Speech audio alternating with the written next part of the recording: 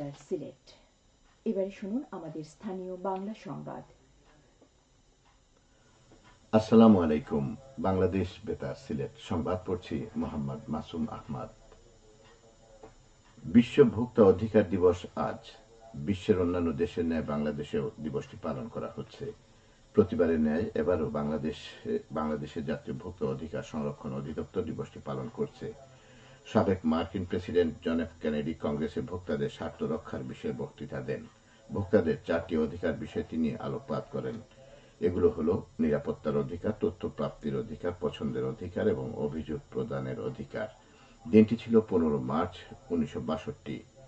1985 সালে জাতিসংঘ কেনেডি বর্ণিত 4টি মৌলিক অধিকারকে আরও বিস্তৃত করে অতিরিক্ত আরও 8টি মৌলিক অধিকার সংযুক্ত করে। কেনেডির ভাষণের দিনকে স্মরণীয় করে রাখতে 15 মার্চকে বিশ্ব ভোক্তা অধিকার দিবস হিসেবে বৈশ্বিকভাবে পালন করা হয়। নদী সুরক্ষায় সচেতনতা সৃষ্টির লক্ষ্যে সারা দেশের মতো সিলেটেও গতকাল পালিত হয়েছে আন্তর্জাতিক নদী কৃত্য দিবস। 1998 সাল থেকে সারা বিশ্বে দিবসটি পালিত হয়ে আসছে। নদীর প্রতি মানুষের করণীয় কি, নদী রক্ষায় দায়িত্ব, মানুষের দায়বদ্ধতা কতটুকু, এসব বিষয় স্মরণ করিয়ে দিতে দিবসটি পালিত হয়।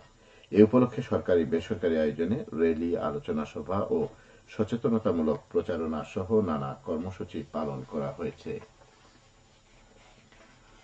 ভিটামিন এ খাওয়ান, শিশু মৃত্যুর ঝুঁকি কমান। আসুন সবাই মিলে জাতীয় ভিটামিন এ প্লাস ক্যাম্পেইন সফল ও সার্থক করে তুলি। এই স্লোগানকে সামনে রেখে জাতীয় ভিটামিন এ প্লাস ক্যাম্পেইন শুরু হচ্ছে আজ। সকাল 8টা থেকে বিকেল 4টা পর্যন্ত চলবে এই কার্যক্রম। এদিন 6 থেকে 11 মাস বয়সী শিশুকে একটি করে নীল ক্যাপসুল এবং 12 থেকে 59 মাস বয়সী শিশুকে একটি করে লাল ক্যাপসুল খাওয়ানো হবে। এর মধ্যে নীল ক্যাপসুল খাওয়ানো হবে 44,000 শিশুকে এবং লাল ক্যাপসুল খাওয়ানো হবে 3,59,526 জনকে। সিলেট জেলার 2,413টি কেন্দ্রে এই টিকাদান কার্যক্রম অনুষ্ঠিত হবে। শিশুর সুস্থভাবে বেঁচে থাকা, স্বাভাবিক বৃদ্ধি, দৃষ্টিশক্তি ও রোগ প্রতিরোধ ক্ষমতা বৃদ্ধির জন্য ভিটামিন এ অন্যতম গুরুত্বপূর্ণ অনুপুষ্টি। ভিটামিন এ এর অভাবে রাতকানা থেকে শুরু করে জেরপ্থ্যালমিয়ার মতো রোগ হতে পারে, যাতে চোখের দৃষ্টিশক্তি সম্পূর্ণ লোপ পেতে পারে।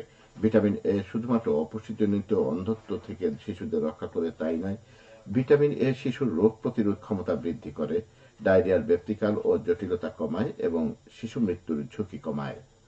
এই ক্যাম্পেইন বাস্তবায়নের লক্ষ্যে ইতিমধ্যে সিলেট জেলার সব উপজেলার তদারকারী মাঠকর্মী ও স্বেচ্ছাসেবীগণের প্রশিক্ষণ দেওয়া হয়েছে। ভিটামিন এ প্লাস ক্যাম্পেইন সুষ্ঠুভাবে বাস্তবায়ন, প্রস্তুতি ও ক্যাম্পেইন সংক্রান্ত অন্যান্য কার্যক্রম যথাযথভাবে স্বাস্থ্য সুরক্ষা বিধি মেনে সম্পন্ন করার নিমিত্তে প্রয়োজনীয় ব্যবস্থা নেওয়া হয়েছে। এদিন বিভাগের অন্যান্য জেলায়ও ভিটামিন এ প্লাস ক্যাম্পেইন পালন করা হবে। পবিত্র মাহে রমজান উপলক্ষে দরিদ্র পরিবারের মধ্যে খাদ্য সামগ্রী বিতরণ করা হয়েছে গতকাল মৌলভীবাজারের বড়লেখা উপজেলায়। পরিষদ মাঠে উপজেলার 10টি ইউনিয়নের 1,750টি পরিবারের মধ্যে 30 কেজির প্যাকেট বিতরণ করা হয়। প্রতি প্যাকেটে রয়েছে 15 কেজি চাল, 5 কেজি আলু, 2 লিটার ভোজ্য তেল, 2 কেজি পেঁয়াজ ও লবণ এবং 1 কেজি করে চিনি, ছোলা, রসুন ও খেজুর।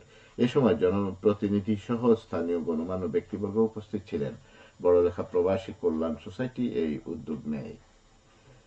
সিলেটে সুরমা ও কুশিয়ারা নদীর 13টি রেগুলেটরের উন্নয়ন কাজ করছে পানি উন্নয়ন বোর্ড। এর মধ্যে বিয়ানীবাজারে 3টি, জৈন্তাপুরে 1টি, সিলেট সদরে 6টি এবং বালাগঞ্জের 3টি রেগুলেটর রয়েছে।